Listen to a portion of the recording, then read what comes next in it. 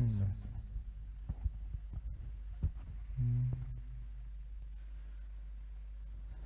Badan. Astagfirullahaladzim.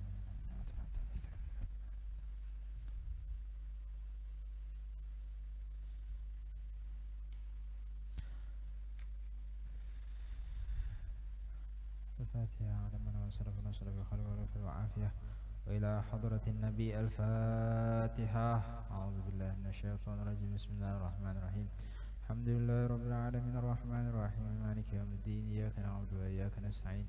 اهدنا الصراط المستقيم صراط الذين أنعمت عليهم غير المغضوب عليهم ولا الضالين. آمين. أعوذ بالله من الشيطان الرجيم. بسم الله الرحمن الرحيم. ولا تقربوا مال اليتيم إلا بالتي هي أحسن حتى يبلغ أشده وأوفوا الكيل والميزان بالقسط لا نكلف نفسا إلا وسعها وإذا قلتم فاعدلوا ولو كان ذا قربى وبعهد الله أوفوا ذلكم وصاكم به لعلكم تذكرون. وأن هذا صراطي مستقيما فاتبعوه ولا تتبعوا السبل فتفرق بكم عن سبيله ذلكم وصاكم به لعلكم تتقون. ثم آتينا موسى الكتاب تماما على الذي أحسن تفصيلا ثم آتينا موسى الكتاب تماما على الذي أحسن وتفصيلا لكل شيء وهدى ورحمة لعلهم بلقاء ربهم يؤمنون. وهذا كتاب أنزلناه مبارك فاتبعوه واتقوا لعلكم ترحمون. أن تقولوا إنما أنزل الكتاب على طائفتين من قبلنا وإن كنا عن دراستهم لغافلين. أو تقولوا لو أنا أنزل علينا الكتاب لكنا أهدى منهم فقد جاءكم بينة من ربكم وهدى ورحمة فمن أظلم ممن كذب بآيات الله وصدف عنها. سنجزي الذين يصدفون عن آياتنا سوء العذاب بما كانوا يصدفون. صدق الله العظيم. اللهم صل وسلم وبارك عليه وعلى آله. الله يا رحمن يا رحيم يا مالك عطاؤه فخيم قدوس قدس بالصفاء روحي وافتح علينا أكبر الفتوح. سلام يا مؤمن آمن روعاتي مهيمن عزيز ارفع رتبتي جبار يا متكبر يا خالق يا بارئ إني بفضلك واثق يا بارئ إني بفضلك واثق مصور غفار يا قهار وهاب غيثك دائما مدرار رزاق يا فتاح يا عليم إفضاله وخيره عميم. يا قابض يا باسط هبنا المنى يا خافض يا رافع كن عوننا معز يا مذل هب لي عزا سميع يا بصير كل حرزم سميع يا بصير يا كريم يا رقيب مجيب يا واسع وسع مشهدي حكيم يا ودود صفي موردي حكيم يا ودود صفي موردي مجيد يا باعث ابعث همتي شهيد يا حق وحقق وجهتي وكيل يا قوي قوي لليقين متين يا ولي كلنا معين حميد يا محصي فاصلح الأمور مبدئ يا معيد واشرح الصدور مهي مميت ربنا اصلح القلوب يا حي يا قيوم واكشف الكروب يا حي يا قيوم واكشف الكروب يا واجد يا ماجد هبنا الأمر يا واحد يا أحد عز وجل يا فرد يا صمد أصله شؤون يا قادر مقتدر جل الحزن مقدم مؤخر كن عوننا أول يا أخير واكشف درنا يا ظاهر يا باطن اصلح ما ظهر وباتنا يا والي يا متعالي بر وباتنا يا والي يا متعالي بر تواب تب واغفر عنا يا منتقم عفو يا رؤوف سامح من نادم يا مالك الملك اعطني مرامي فأنت ذو الجلال والإكرام مقصد يا جميع علم للخير غني يا مغني وضعيف الأجر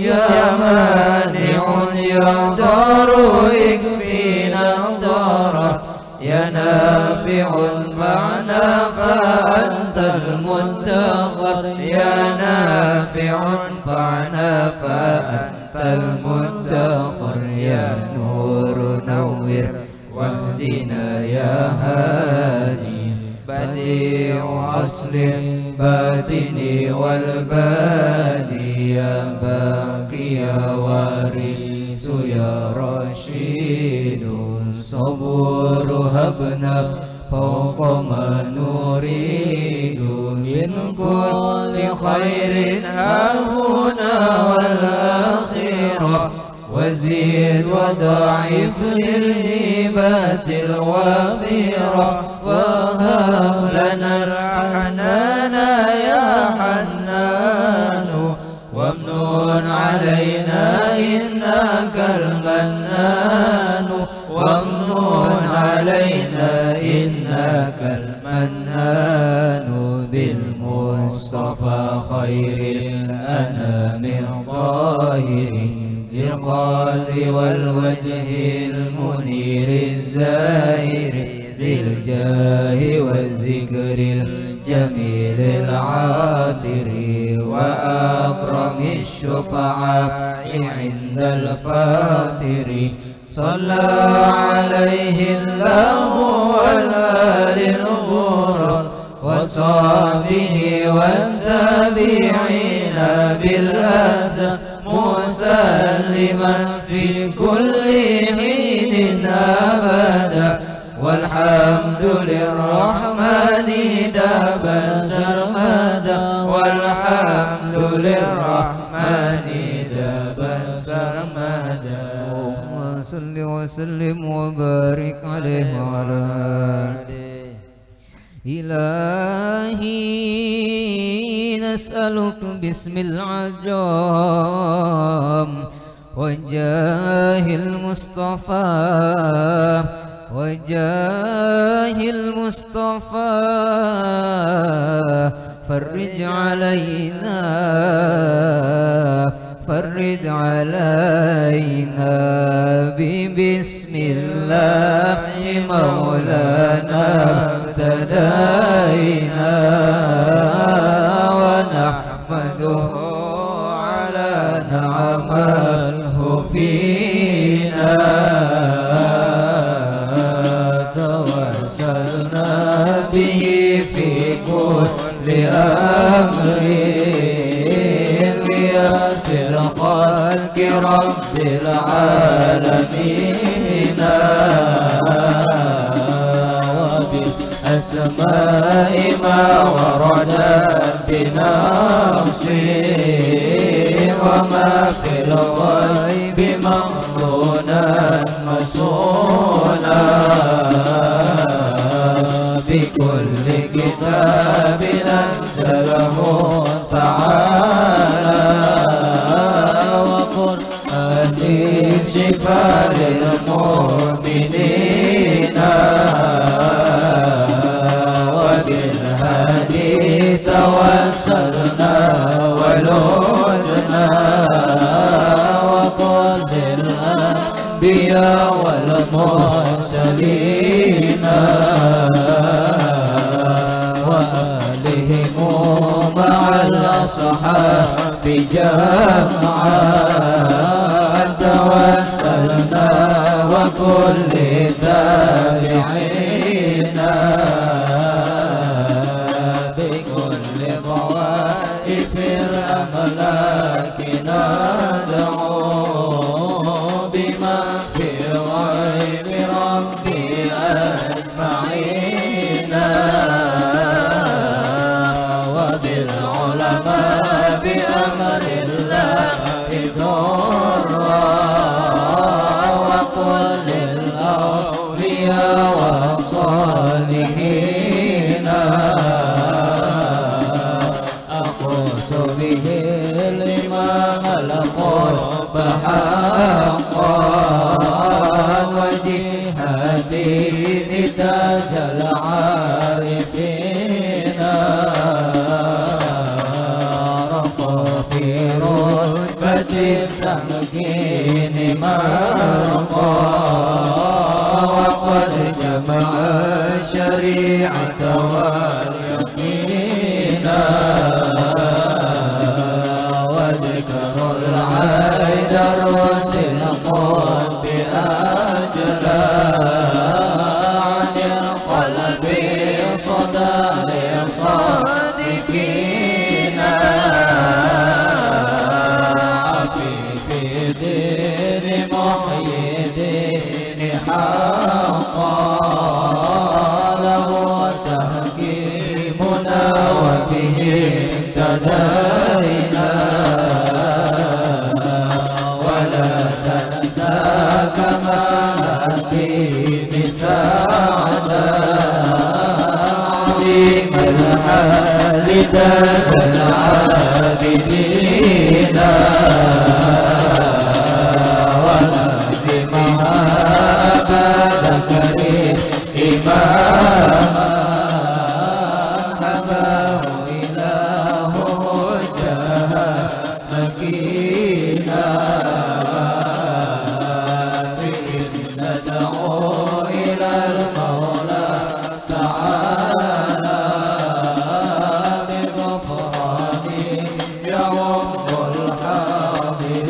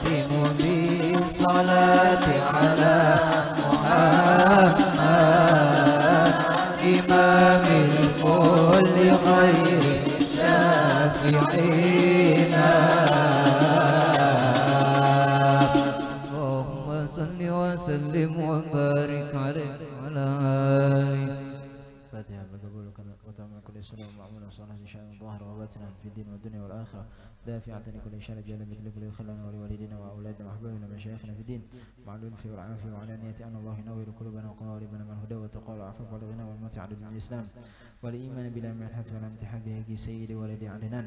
ونوينا قراءة البردة للإمام محمد البوصيري على هذه النية، وعلمنا وصرفنا وصرف بخير وغفر وعافية، وإلى حضرة النبي محمد صلى الله عليه وآله وصحبه وسلم. الفاتحة. بسم الله الرحمن الرحيم. الحمد لله رب العالمين الرحمن الرحيم مالك يوم الدين، إياك نعبد وإياك نستعين، اهدنا الصراط المستقيم صراط الذين أنعمت عليهم غير المغضوب عليهم ولا الضالين.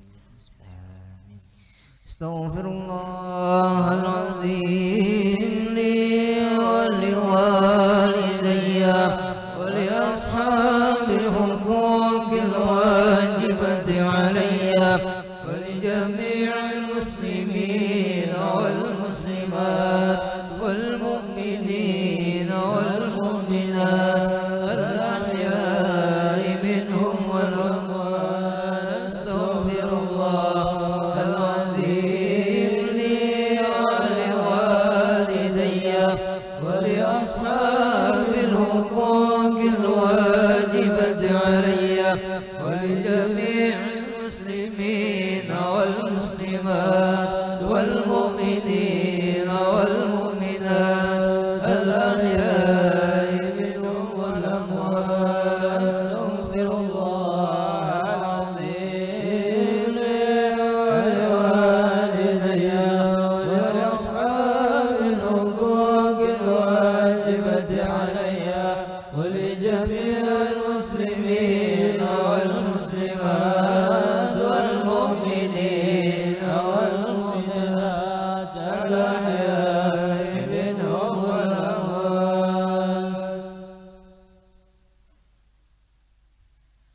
بسم الله الرحمن الرحيم. الحمد لله منشئ الخلق من عدم ثم الصلاة على المختار في القدم. مولاي صل وسلم دائما أبدا على حبيبك خير الخلق كلهم. يا ربي بالمصطفى بلغ مقاصدنا واغفر لنا ما مضى يا واسع الكرم. يا ربي صل على من حل في الحرم محمد المصطفى من خص بالكرم. أمن تذكر ذران بذي سلام ماذا ابتدى من جرى من قبلة بدم. أمبت لموكد القريب عظيمة وأمض الخلق في تقييم يوضم. فمل عينك إن كنت فهمت ومل قلبك إن كنت سبيين. أيا صبو صبو أن الحب منكتم ما بين منسجم منه ومنقرم.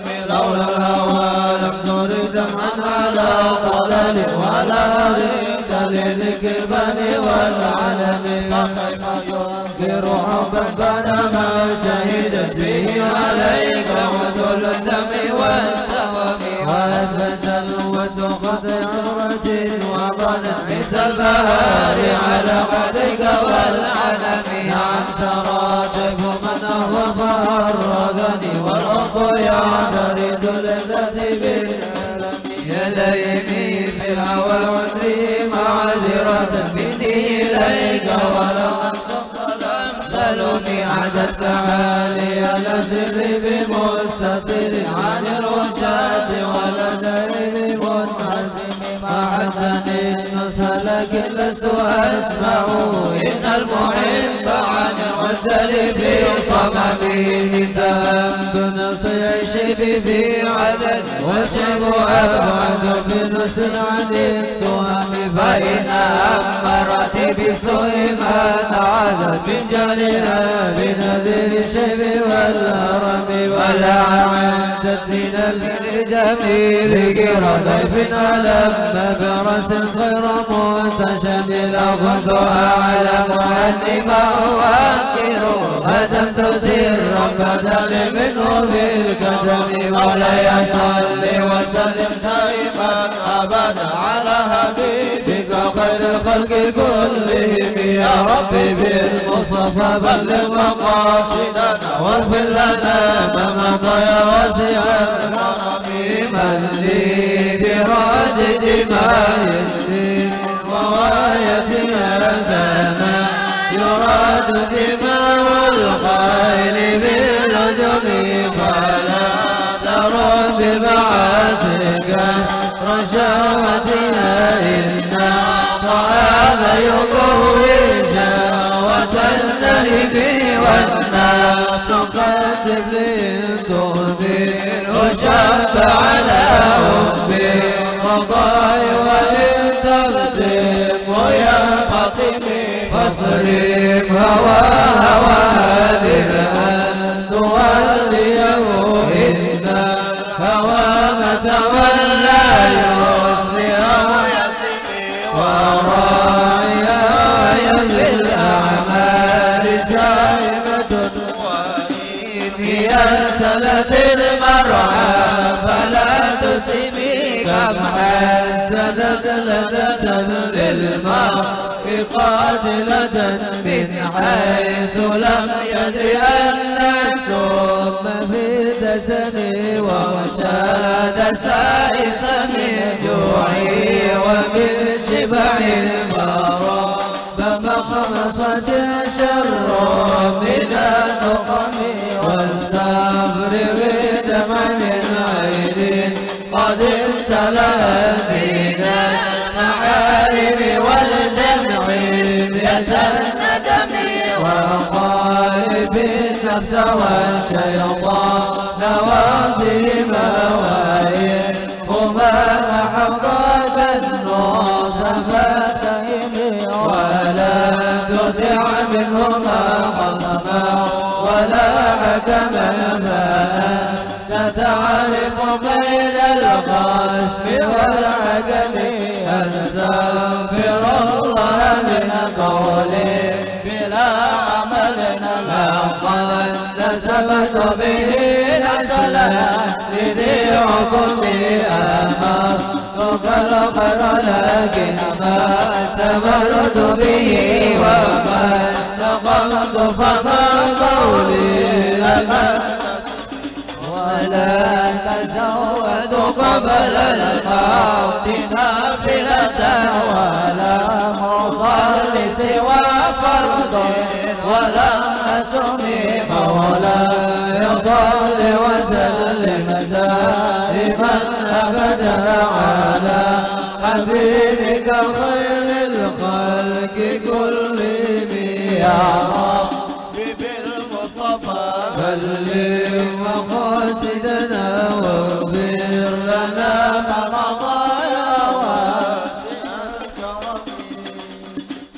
ظلمت سنة من يا ظلام إلى شغل قدمه ضرم ورم شد من شباب الأشاف وطوت الجمع جرتك شر مطرف الأدم ورودا والجبال شم من ذهب عن نفسي أيام الشمم وأكدا جده فيها ضرورته إن الضرورة لتعدو على العصم وكيف تدعو إلى الدنيا ضرورة من لوله لم تخرج دنيا من العدم محمد سيد الكونين والثقلين والفريقين من عرب ومن عجم نبينا الأميرنا فلا عدنا بر قول منه ولا نعم هو الحبيب الذي ترجى شفاعته لكل هول من الأول مقتهب هو الحبيب الذي ترجى شفاعته لكل هول من الأول مقتهب هو الحبيب الذي ترجى شفاعته لكل هول من الأول مقتهب دعا إلى الله فالمستمسكون به مستمسكون بحبل غير منقسم فوق النبيين في خلق وفي خلق ولم يدانه في علم ولا كرم وكلهم برسول الله ملتمس غرفا من البر أو يكون لدي عند عدي من نقطة العلم أو من صفة الحكم فهو الذي تم معناه وصورته ثم صفاه حبيبا بريء منزه عن شريك في محاسنه فجوهر الحسن فيه غير منقسم دعنا دعا والنصارى بنبيه وكن ما شئت مدحا فيه وارتكني فانصب إلى ذاته ما شئت من شرفي وانصب إلى قدره ما شئت من عظمه فضل رسول الله ليس له عد فيعرض عنه نطق انتقام لو نسب القدر آيته عظما يسمه من يدعى لسان من لم يدعي النبي مدعي العقول به حرصا علينا فلم ترتب ولم تنتهي بعي الورى فهم معناه فليس يرى للقلب والبعد منه غير منقرب كالشمس تظهر للعينين من بعد صغيرة وتكل الطرف من عمل وكيف يدرك في الدنيا حقيقته قوم تسألوا عنه بالعلوم فمبلغ العلم به أنه بشر وأنه خير خلق الله كلهم وكل آية الرسل كرام بها فإنما اتصل بالنور به فإنه شمس فضل كواكبها يذهبن وراها للناس في ظلام أكرم بخلق النبي زنه خلق بالحسن مشتمل بالبشر منتزه كيسر في طرف والبر في شرف والبر في كرم والدهر فيه مكي كأنه وهو فرد بجلالته في عسكري حين تلقاه وفي عشمه كأنما اللؤلؤ المكنون بصدف من بعد منطق منه ومبتسم إلى طيب يعدل تربا ثم أعظمه طوبى لمنتشك منه ومرتسم مولاي صل وسلم دائما أبدا على حبيبك خير الخلق كلهم يا رب بالمصطفى بلغ مقاصدنا واغفر لنا واسع الكرم أبانا مولده عندي بعنصره يأتي بمبتدئ منه ومولده يوم تفرس فيه الفرس أنهم قد ولدوا بحلول البؤس والنقم وباتني ونقيس وأكون صدعون كشمل أصحابك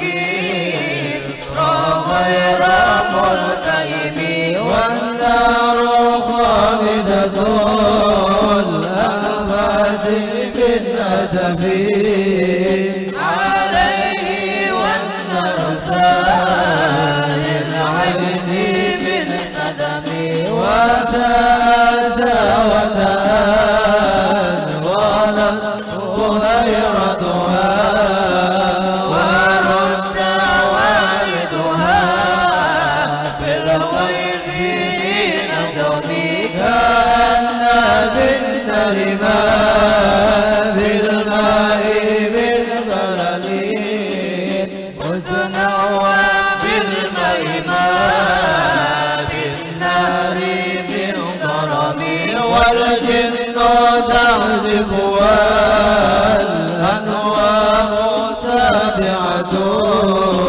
والحق يجهر من معنى ومن كلمي عمرو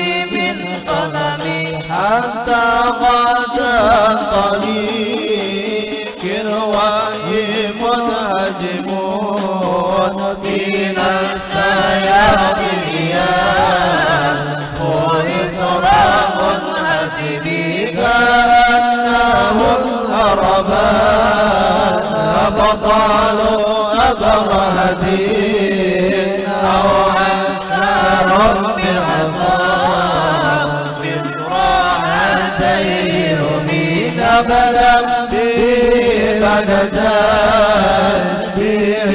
ببطنهما أبدا مسببين أحشاء مرتقبين مولاي صل وسلم دائما أبدا على حبيبك خير الخلق كلهم يا ربي بالمصطفى بلغ مقاصدنا واغفر لنا ما مضى يا واسع الكرم.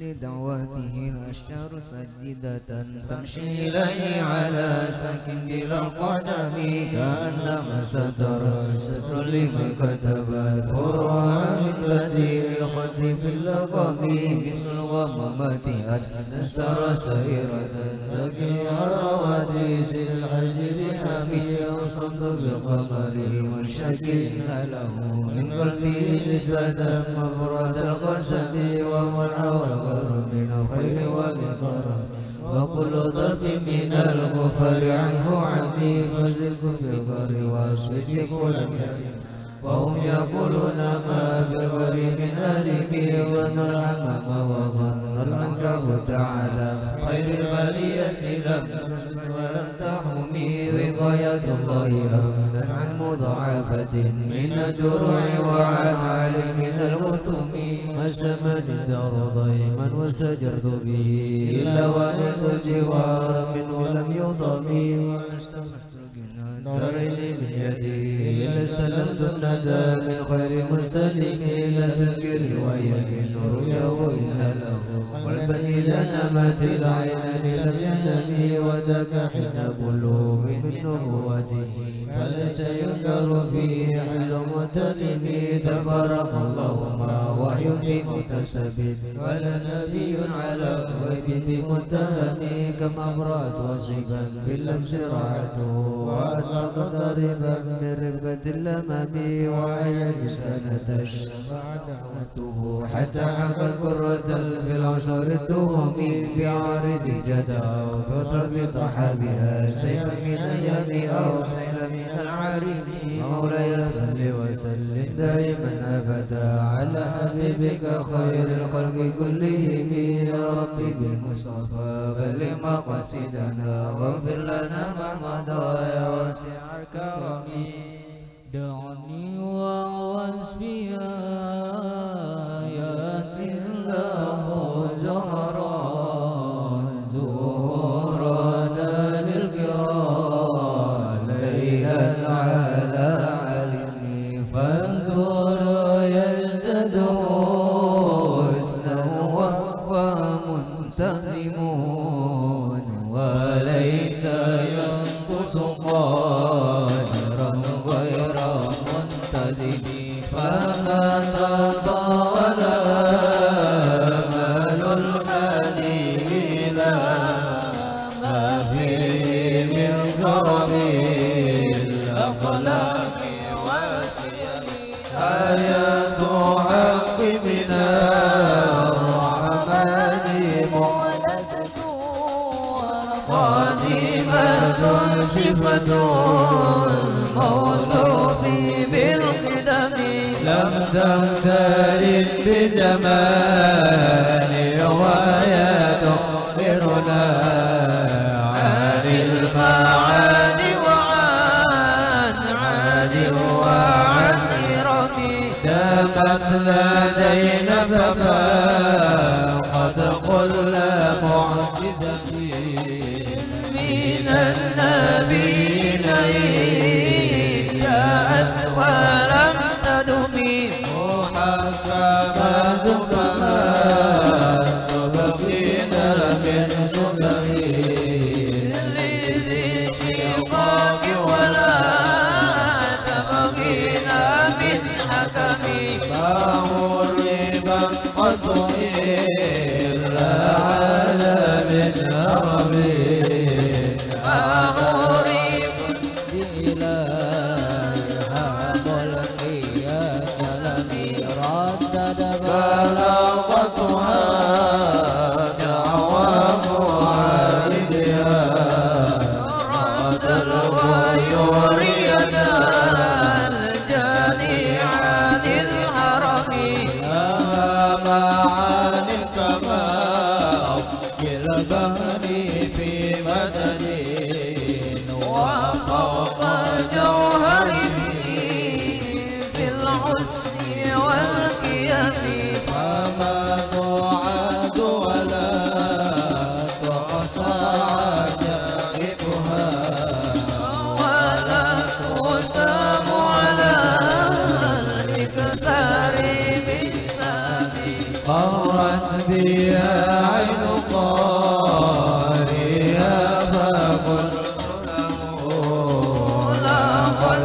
غفرت بها بل الله فاعتصمي إن تتلو عاقبة من حر نار الغار فتحررنا من وردها الشميم كأنها الحدث يدلج به من الوسط وقد جاءوه كالأمم وكالصراط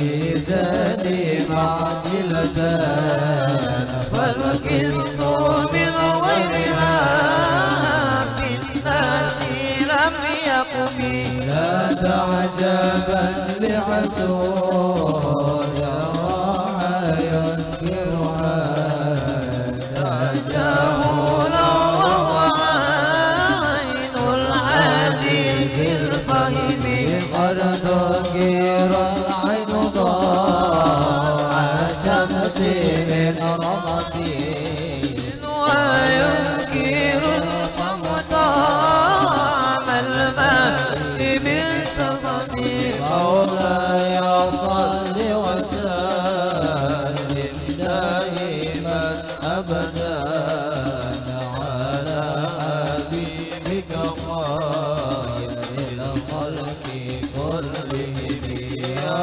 ربي بالمصطفى بلغ مقاصدنا واغفر لنا ما مضى يا واسع الكرم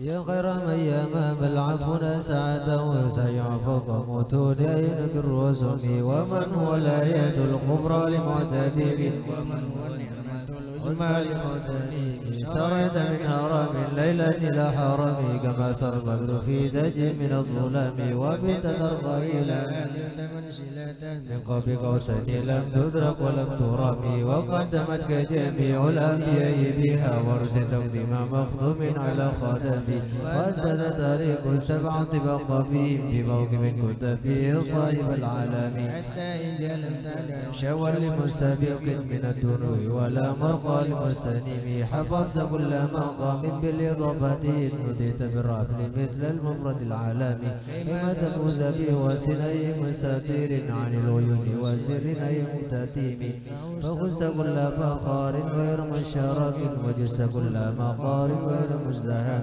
وجل من كرما وليت من رتب وإذا يدرك ما وليت من نعم بشرى لنا معشر الإسلام إن لنا من العناية ركنا غير منهدم لما دعا الله داعنا لطاعته بأقرب رسل كن أكرم الأمم مولاي صل وسلم دائما أبدا على حبيبك خير الخلق كلهم يا ربي بالمصطفى بلغ مقاصدنا يا واسع الكرم راعت قلوب العيد أنباء بعثتهم كنبات أزفالت غفلا من الغنم ما زال يلقاهم في كل محترق حتى قوم القال لحما على وضامي ودوا الفرار فقدوا يبيتون به أسلاك الأسماء الكباب والرخاء ذنبي لا يري ولا يدرون عدتها ما لم تكن بالليالي الأشهر الحرم كأنما دين غيب حل ساعتهم بكل قرب إلى لحم عند قريب يجر خامس فوق سبيحات يرمي بموت من الأبطال منتطب من كل منتطب لله معتسب يسطو بمستوصيل للكفر مستقيم حتى غادت بالله الإسلام ويبيهم من بعد غربتها موصولة الرحيم مقبولة أبدا منهم بغير آب وخير بعد فلا خيتا ولا تعيب هم الجبال فاسد عنهم مصادماهم مدرامهم بكل مصطدم وسل حنينا وسل بدر وسل هدى أصول حذف الله أدهى من الوقاء المسدير يضيع عمرا بعدما وراد من العيد كل مسود من الإمام والكاتبين في للخد متى راقت أغلامهم أرفع جسم غرام العديم شاقي السلام نار سمات ميز والورد يمتاز بسمة عن السلام تهدي إليك رياح النصر نشره فتحسب الزهراء بأكمام كل مكان كأنهم في ظهر خيل دبدروبا من شدة الأزميل من شدة العزوم ثارت قلوب العين من بأسهم وراغا فما تفرقوا بين الفهم والبهام ومن تكن برسول الله نصرته إن طلقه الوسط في تديم ولن ترى من غالي غير مقتصير من عدو غير منقسم أحل أمته برزق التي حل مع أشبال الرجال كم قتلت كريمة الله من جديد فيه وكم قصام القرآن من مصيب كفاك بالعلم في الحب معجزا في الجاهلية واعتدي باليتوم مولاي صل وسلم دائما أبدا على حبيبك خير الخلق كلهم يا ربي بالمصطفى بلغ مقاصدنا واغفر لنا ما وسع الغرام قدمته بماده أستغفر بهم ذنوب عمر ماضى في الشعر والغداء إذ قال داني يا مفتوح عواقبه كأنني به مهدي من النعام أنطقت ويمني ما في الحسنين وما فضائر على الأعصاب والأنام فيا خسارة نفس في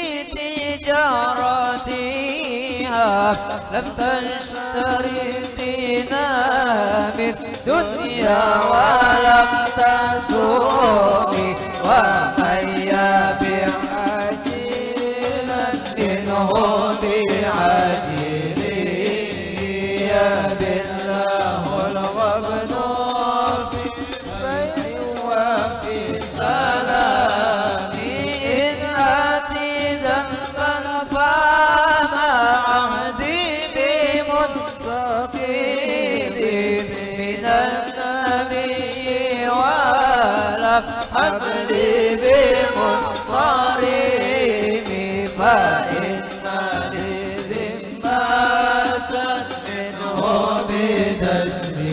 بتسميات محمد ووافق الكل بالذمام إن لم يكن في معادي أخذا بيد فضلا وإلا فقل يا زلة القدم عاشوا يغريم الرجيم رماه يرجع الجار منه غير مقترب وكل ألزمت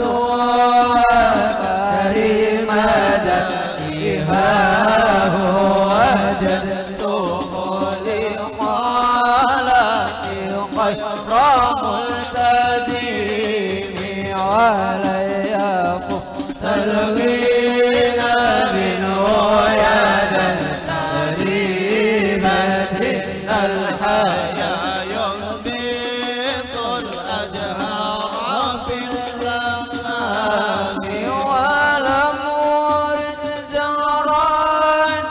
الدنيا التي تطافت يد زهير بما أثنى على هريم مولاي صل وسلم دائما أبدا على حبيبك خير الخلق كلهم يا ربي بالمصطفى بلغ مقاصدنا واغفر لنا ما مضى يا واسع الكرم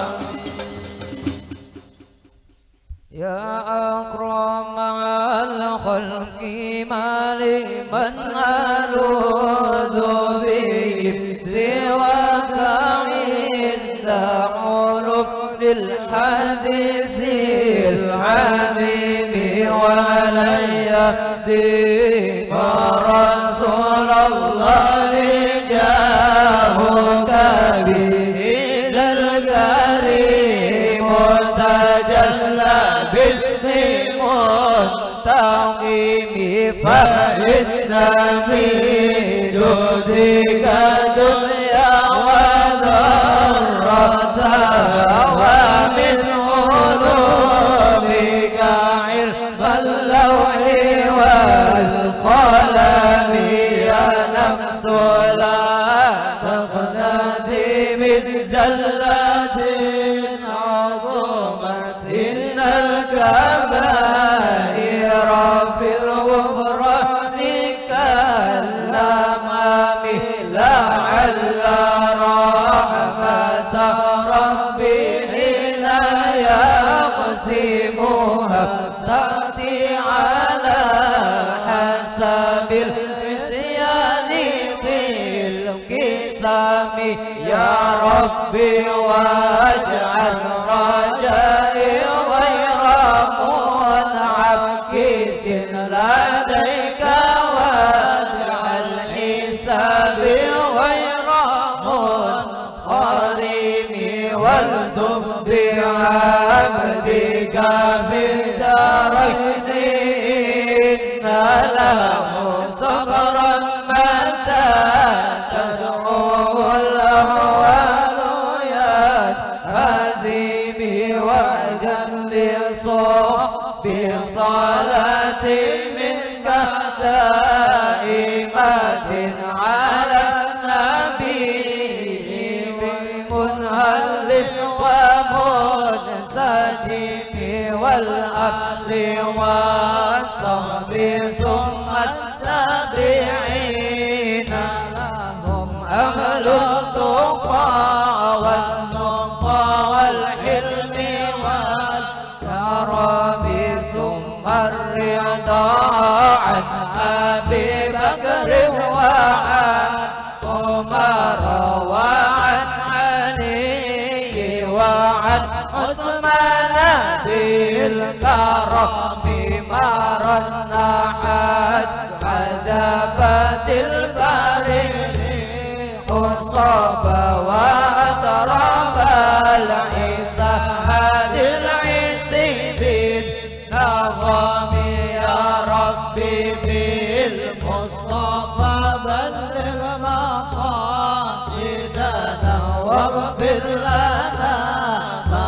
مضى يا واسع الكرم يا ربي بالمصطفى بلغ مقاصدنا واغفر لنا ما مضى يا واسع الكرم يا ربي بالمصطفى بلغ مقاصدنا واغفر لنا ما مضى يا واسع الكرم واغفر إلهي لكل المسلمين بما يتلوه في المسجد الأقصى وفي الحرم بجاه من بيته في طيبة حرام وإسلام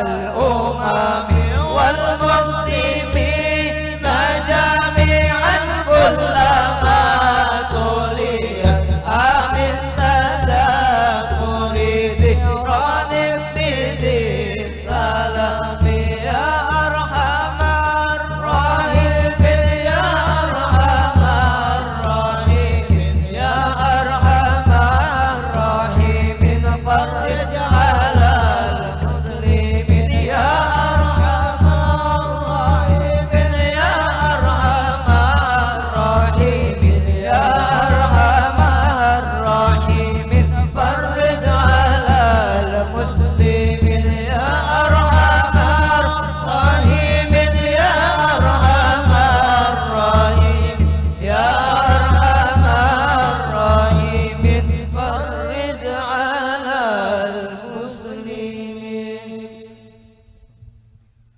فاتحة. أعوذ بالله من الشيطان الرجيم. بسم الله الرحمن الرحيم. الحمد لله رب العالمين الرحمن الرحيم مالك يوم الدين إياك نعبد وإياك نستعين اهدنا الصراط المستقيم صراط الذين أنعمت عليهم غير المغضوب عليهم ولا الضالين آمين. بسم الله الرحمن الرحيم. الحمد لله رب العالمين. اللهم صل وسلم على سيدنا محمد عبدك ونبيك ورسولك نبي الأمي وعلى آله وصحبه وسلم. والصلاة والسلام عليك يا رسول الله، والصلاة والسلام عليك يا حبيب الله، والصلاة والسلام عليك يا أنبياء الله وعلى آلكم وأصحابكم أجمعين. والحمد لله رب العالمين حمدا للذاكرين حمدا يوفي نعمه ويكافئ مزيده. نحمدك على جميع نعمك ما علمناه منها وما لم نعلم، ونشكر على جميع نعمك ما علمناه منها وما لم نعلم، وعلى كل حال. اللهم يا محول الحال حول حالنا إلى أحسن الحال. اللهم يا محول الحال حول حالنا إلى أحسن الحال. اللهم يا محول الحال حول حالنا إلى أحسن الحال. اللهم صل وسلم على سيدنا محمد وعلى آله وصحبه وأحزابه وعترته وأهل بيته أجمعين. اللهم اجعل ثواب ذلك في صحيفه صلى الله عليه وسلم.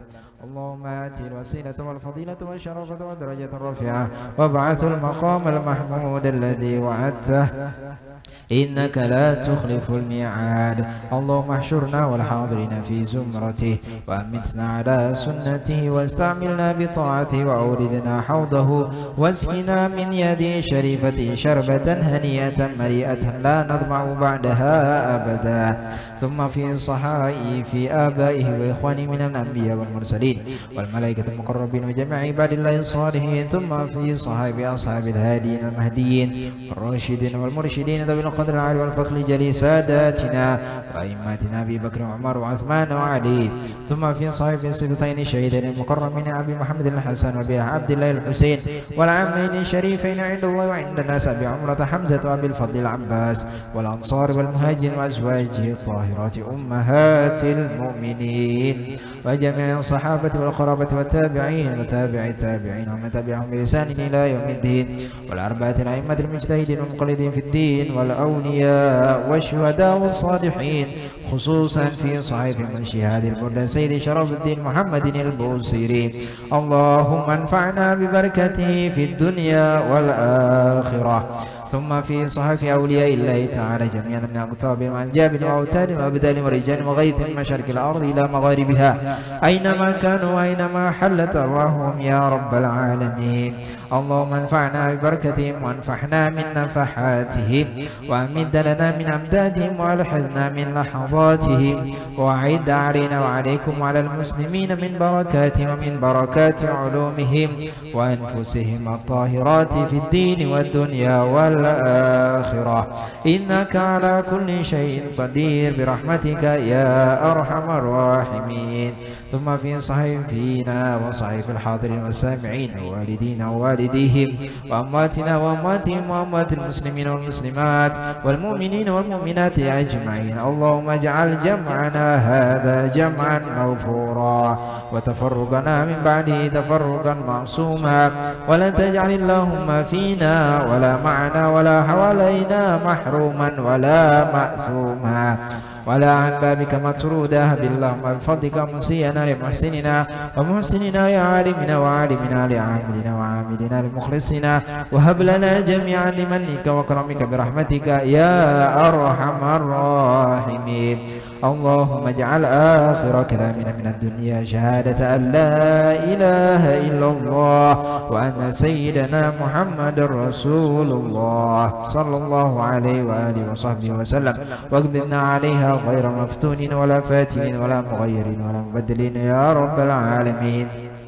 اللهم إنا نسألك من خير ما سألك من نبيك سيدنا محمد صلى الله عليه وسلم، ونعوذ بك من شر ما استعاذك منه نبيك سيدنا محمد صلى الله عليه وسلم. إن الله وملائكته يصلون على النبي يا أيها الذين آمنوا صلوا عليه وسلموا تسليما. اللهم صل وسلم على سيدنا محمد وعلى آله وصحبه أجمعين. فضل سبحان ربك رب العزة عما يصفون وسلام على المرسلين والحمد لله رب العالمين. بسم الله الرحمن الرحيم. السلام عليكم ورحمة الله وبركاته. بسم الله الرحمن الرحيم. الحمد لله رب العالمين. اللهم صل وسلم على سيدنا محمد وعلى آله وصحبه وبارك وسلم أجمعين. نويت تعلم وتعليم وتذكر وتذكير والنفع والانتفاع والإفادة والاستفادة والحث على تمسك بكتاب الله وسنة رسوله والدعاء إلى الهدى ودلالة على خير ابتغاء مرضاته وقربه وثوابه تعالى.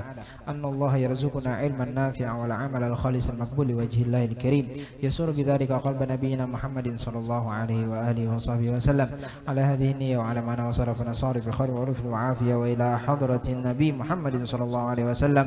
الفاتحة. أعوذ بالله من الشيطان الرجيم. بسم الله الرحمن الرحيم. الحمد لله رب العالمين الرحمن الرحيم مالك يوم الدين. إياك نعبد وإياك نستعين. اهدنا الصراط المستقيم صراط الذين أنعمت عليهم غير المغضوب عليهم ولا الضالين. آمين. Assalamualaikum warahmatullahi wabarakatuh. Alhamdulillah, segala puji dan syukur kita semoga selalu tercurah kehadirat Allah Subhanahu wa Ta'ala, yang mana dengan rahmat taufik hidayahnya kita diberikan kesempatan dan kesehatan untuk bisa berkumpul berhadir di majelis Syama'il An-Nabawiyah pimpinan daripada Al-Habib Muhammad Salahuddin bin Ahmad Baragbah, yang beliau sekarang lagi di Jakarta menghadiri pertemuan, dan kita doakan mudah-mudahan Sidin sehat walafiat, kembali ke sini dalam keadaan selamat, amin ya rabbal alamin. Kemudian yang ulun hormati para habaib yang berhadir pada malam hari ini, khususan Al-Habib Abdurrahman, kemudian lagi para tetuha kampung dan lain-lain sebagainya. Ulun di sini menggantikan, dan yang pertama disuruh Habib Salahuddin malam ini yang menyampaikan tausiah atau nasihat adalah Guru Yusran. Ya, Guru Yusran yang di sinilah, lain Guru Yusran yang lain. Nah, jadi kita dengarkan dulu apa ujar Sidin. Nah, ada Bapak Joy Sidin yang setengah jam Sidin dulu. Halo Pak. Ya, kepada Ustadz Guru Yusran ulun persilahkan.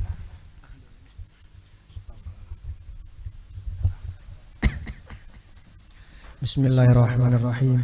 Assalamualaikum warahmatullahi wabarakatuh. Alhamdulillahirabbil alamin. Alhamdulillahilladzi hadana li hadza wa ma kunna linahtadiya laula an hadanallah. Subhanaka la ilma lana illa ma 'allamtana innaka antal alimul hakim. Rabbi shrah li sadri wa yassir li amri wahlul 'uqdatam min lisani yafqahu qawli. Allahumma salli wa sallim ala sayyidina Muhammadin nabiyil ummi wa ala alihi wa sahbihi wa sallim. Alhamdulillah. Dari Abu Umamah, langsung aja supaya Sidin lawas. Dari Abu Umamah bahwasanya sami'tu Rasulullah SAW, beliau langsung mendengar dari Rasulullah SAW. Qala Rasulullah SAW, bahwasanya Nabi Muhammad SAW bersabda, Iqra'ul Qur'an fa innahu ya'ti yaumal qiyamati syafi'a li ashabi. Bahwasanya Nabi menyuruh kita atau menunjukkan bahwa beliau itu Jarsidin, bacalah kalian semua Al-Quran, sesungguhnya Jersidin, bacaan Al-Quran itu nanti menjadi syafaat bagi kita atau yang menemani kita di yaumil kiamah, di hari kiamat.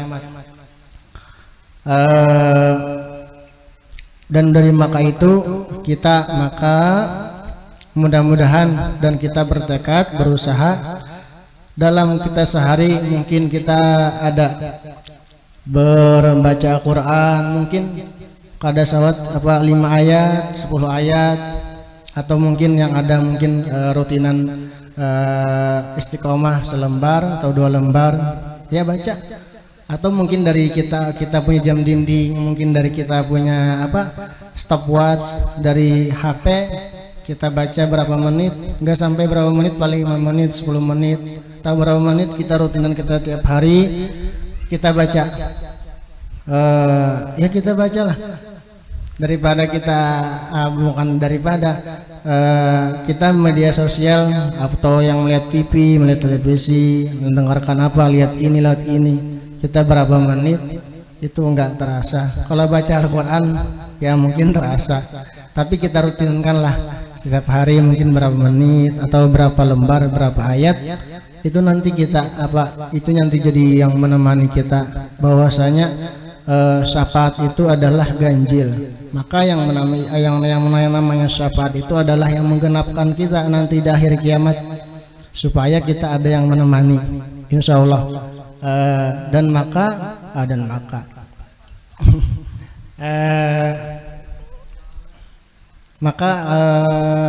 jangan pernah juga kita merasa jar ulama ada nasihat, ada pesan, jangan pernah kita merasa miskin bila kita tiap hari sudah kawa baca Al-Quran. Dan juga jangan kita merasa sugih kalau kita kada kawa baca Al-Quran tiap hari kita karena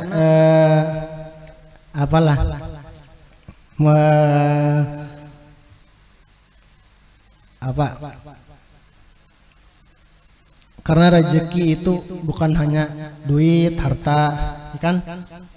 Anugerah Tuhan yang termasuk terbesar juga kita kaum baca Quran.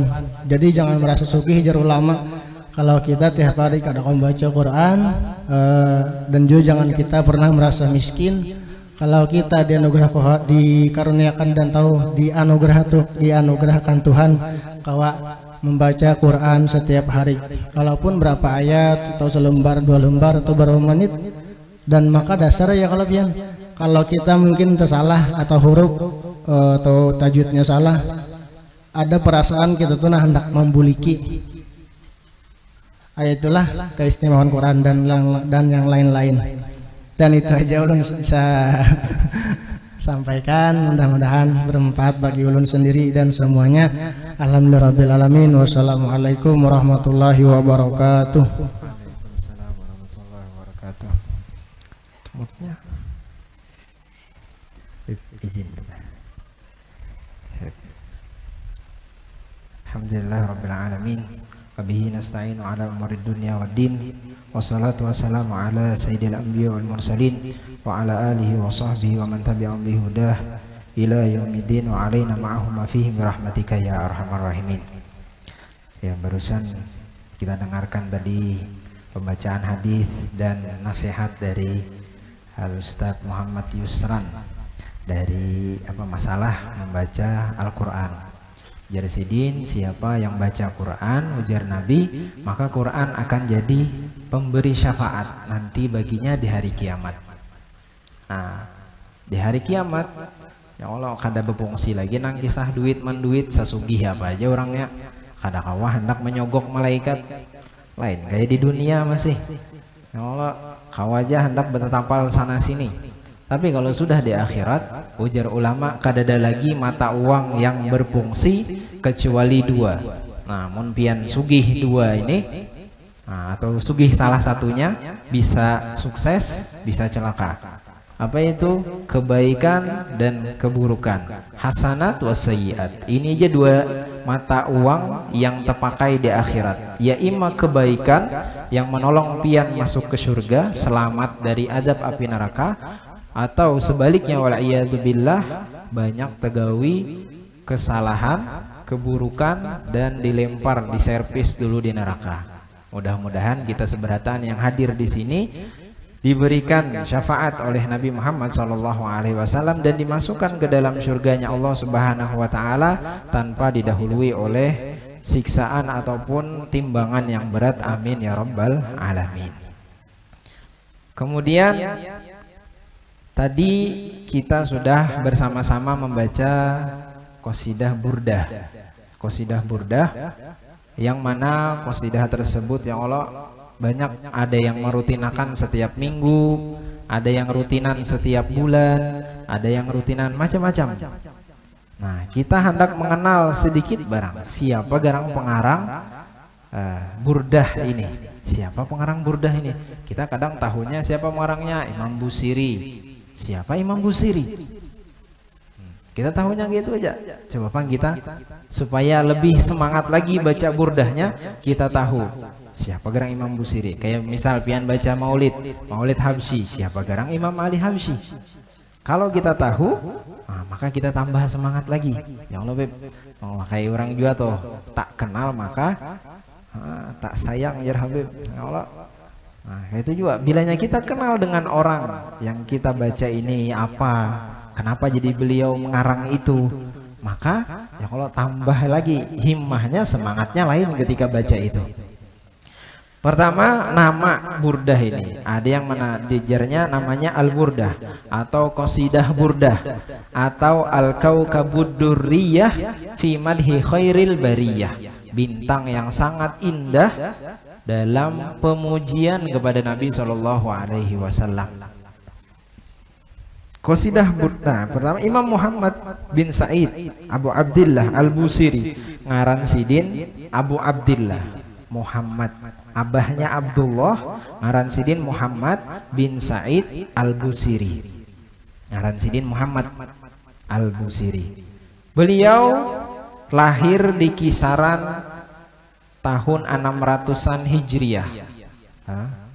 Apa jurang tuh koran yang ke-7. 600 Hijriahan atau 1000 tahun 1000-an miladi, 1000 Masehi, 1000-an Masehi lahirnya. La ilaha illallah. Di kampungnya, mana tadi kampungnya? Di daerah Mesir apa tadi? Busiri. La ilaha illallah. Nah, adanya. Iya. Beliau dilahirkan di kampung yang bernama Busir, ya. Makanya dinisbahkan kepada Busiri. Dan keturunan aslinya dari Maghrib. Maghrib jar, lain Isa. Maghrib ini bahasa Arab, bahasa kitanya Maroko. Maghribil Arabi, yaitu di Maroko, keturunan dari Maroko. Dan beliau meninggalnya di Mesir, di Iskandaria. Kalau ujar kita Alexandria, harap benar, ngarannya Alexandria. Nah, jadi beliau dimakamkan di situ, di Mesir. Jadi yang hendak ziarah, kalau ada duit belabih, yang lebih lah, hendak duit belabih, umroh dulu kah? Habis umroh ziarah, hendak ziarah ke Mesir jadinya, ke wadah Imam Busiri, silahkan. Di Mesir ada juga Imam Syafi'i, banyak. La ilaha illallah. Ini adalah Syekh Muhammad bin Sa'id Al-Busiri, pengarang burdah. Dan ulama sepakat bahwasanya qasidah burdah ini termasuk daripada qasidah yang paling agung dalam pemujian kepada Nabi SAW. Ujarnya di antara ulama yang menghabiskan umurnya dalam kecintaan kepada Nabi SAW, salah satunya adalah Al-Imam Busiri. Al-Imam Busiri termasuk orang yang jurang tuh hilang dah dalam kecintaan kepada Nabi SAW. Saking cintanya dengan Nabi SAW. Dan salah satu sebabnya kenapa jadi beliau sangat cinta kepada Nabi SAW dan mengarang qasidah burdah ini, ujarnya beliau di kala itu ada memulai sedikit nulis burdah, kemudian sakit, garing. Garingnya kenapa? Garingnya musabun bisyalal. Syalalnya apa? Jurang bahasa kitanya tuh lumpuh.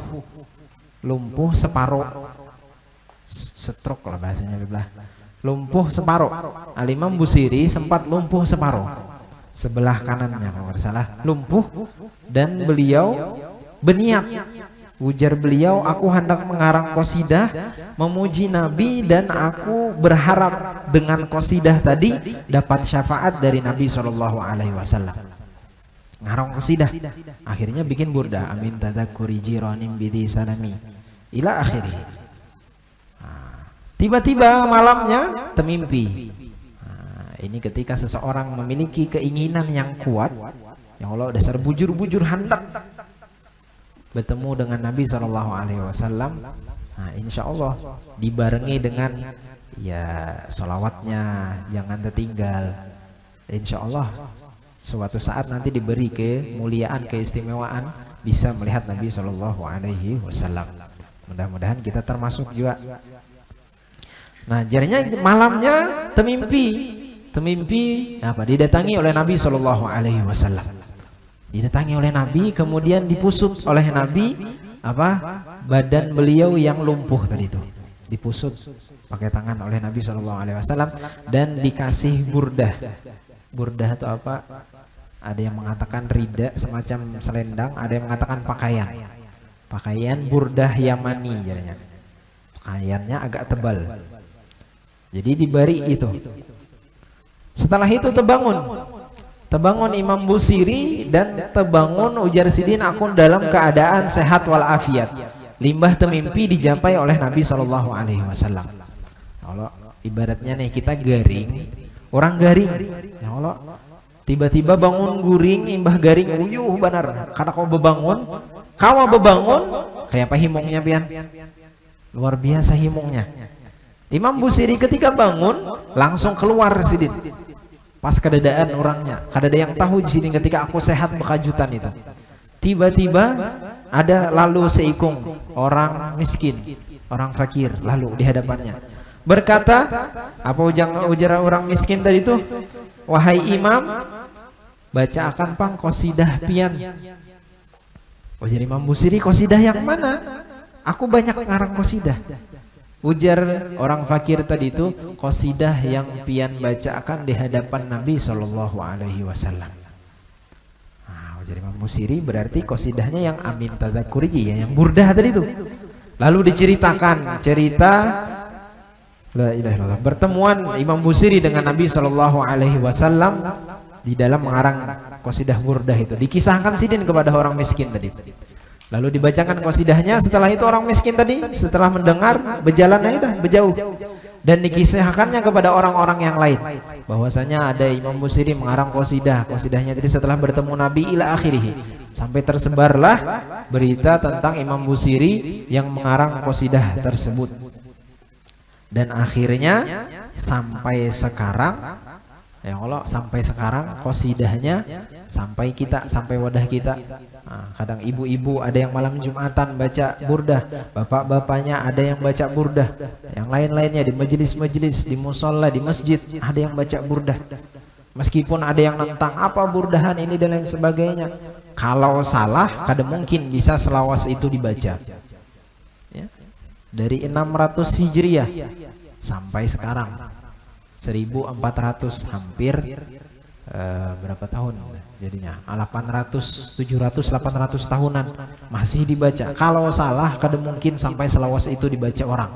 Buktinya itu ikhlasnya Imam Busiri dalam mengarang qasidahnya. Ikhlasnya beliau, dan ketika keikhlasan tersebut berhubungan berkait dengan Nabi SAW, maka itu menjadi kekal. Maka itu menjadi diingat terus oleh orang, berkahnya Nabi SAW. Dan juga salah satunya burdah ini berarti kan kayak Imam Busiri tadi mengarang burdah di sini supaya aku sehat. Nah, berarti salah satu bila pian dikabulkan hajatnya, coba niat bujur-bujur hadir bujur-bujur, baca qasidah burdah bujur-bujur juga. Jangan baca qasidah burdah di sini membaca, di sana bermajelis juga, lain pulang kisahnya.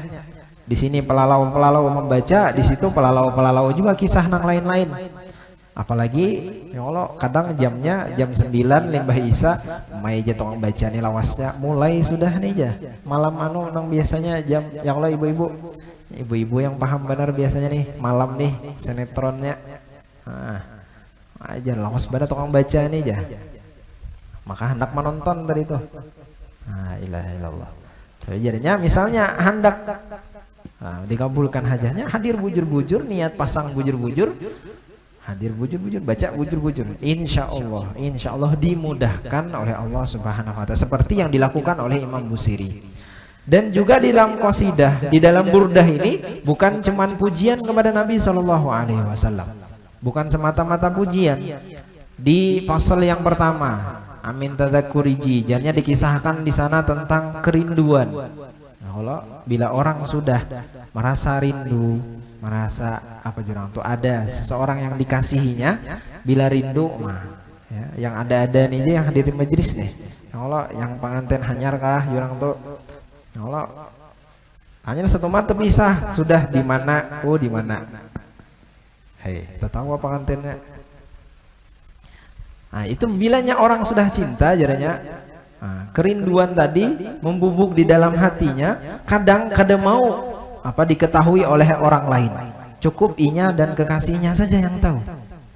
Nah, itulah yang dilakukan oleh para aulia, para ulama yang kadang menyembunyikan kecintaannya, kerinduannya kepada Nabi SAW, tapi kadang dituangkannya juga sebagai tulisan, seperti Imam Busiri, seperti Al-Habib Ali Habsyi, seperti imam-imam yang lain. Kadang dituangkannya menjadi tulisan dan itu terus dibaca. Kenapa? Karena berkaitan berhubungan dengan Nabi SAW. Apabila bujur cintanya, rindunya. Nah, kemudian di pasal yang kedua ujarnya tahdzir daripada hawa nafsu. Jadi di pasal yang kedua itu dari fa inna ammarati bisu iman ta'awad, itu menceritakan tentang hawa nafsu. Salah satu qasidahnya apa? Jarnya wan nafsu katifli intuhmilhu syabba'ala. Nafsu itu seperti kananakan. Intuhmilhu, apabila kalian biarkan, syabba'ala, seperti anak-anak yang lagi menyusu, bila terus disusui, syabba'ala hubbir radha'i, maka dia akan kecanduan menyusu biar lebih 2 tahun. Bila kada diampihi oleh mamanya, maka si anak tadi masih menyusu jual kuitannya. Itu jernya. Dan nafsu seperti itu, bilanya kada ditatak, bila kada ditahani ujarnya, maka nafsu tadi akan terus menerus menggerogoti orang tersebut. Ya, mudah-mudahan kita diberikan taufik dan hidayah oleh Allah Subhanahu wa Ta'ala, bisa menahan hawa nafsu kita. Tapi ujar Imam Busiri, wa in taftimhu yanfatimi, apabila kita ampihi, kita putus. Nah, seperti kananakan tadi yang sudah tuntung usia menyusunya sudah 2 tahun, diampihi oleh mamanya, macam-macam caranya. Kadang ibu-ibu mau ampihinya, ada yang dianui limau nipis, ada yang dianui macam-macam supaya ampih kananakannya menyusu di awak. Angka itu juga jari Imam Busiri, hawa nafsu kita apabila kita pelan-pelan memutusnya, kita putus, maka dia akan terputus dan mau tunduk kepada kita. Dan ulama mengatakan hawa nafsu itu semuanya sifatnya adalah buruk, kada ada sifat baiknya kecuali satu sifat baiknya, hawa nafsu kita. Apa? Apabila kita membawai hawa nafsu tadi ke sesuatu perbuatan apapun itu, entah itu baik atau buruk, maka dia akan terbiasa dan rasa kurang bila kada digawi, entah itu kebaikan atau sebaliknya, wal'iyadzubillahi ta'ala. Jadi seperti baca sholawat, seperti mengaji aja Guru Yusran tadi itu, hawa nafsu awal-awal pasti berat, pasti berat. Membaca hanya 2 ayat aja, asa banyak banget sudah mengaji hari ini nah aja, hanya 2 ayat sidin baca, sekalinya terbaca suratul den, apa surah Baqarah yang ayatul den, seayatnya salambar. Nah, justru kayak salawas benih sudah hanya 2 ayat, salambar sudah sidin baca.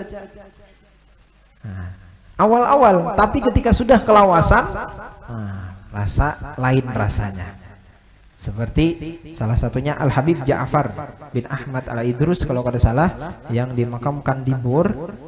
Jar beliau, aku bisa baca Qul huwallahu ahad suratul Ikhlas 1000 kali dalam 1 menit atau 3 menit. Kita 3 menit baca Al-Ikhlas berapa kali? Ya Allah, 10 kali, 20 kali. Ujar Habib Ja'far 1000 kali. Yang mendengar jelaslah takjub, kada percaya. Habib 1000 kali 3 menit. Hitungi di sini, dihitunginya. Kira-kira kalau 1000 kali 3 menit kayak apa lajunya baca yuk? Kayak Valentina Rossi, oleh baca deh jalan 100 baca ada. Habib Ja'far bacanya kayak biasa, Bismillahirrahmanirrahim, Qul huwallahu ahad, Allahus samad, lam yalid wa lam yulad. Yang menghitung, bujur-bujur menghitungi. Jarnya dasar bujur, 3 menit dapat 1000 kali. Kenapa? Padahal bacaannya lambat. Itu karena sudah terbiasa. Nah, sudah terbiasa tadi hawa nafsunya. Lalu ketika seseorang membiasakan itu, waktunya akan tambah berkah. Nah, seperti Jarusat Yusran tadi itu, baca Quran itu ulama mengatakan bila hendak tambah berkah di waktu kita baca Quran. Oh, jadinya kada ada waktu lagi Ustaz guru kada ada waktu hendak baca Quran. Coba pian selipi 5 menit ya. Limbah subuh kah baca Quran. Kada sempat juga baca Yasin barang. Jadinya ada, karena ada ulama ya, ceritanya ada ulama yang memadahi ujarnya sesibuk apapun aku akan baca Quran.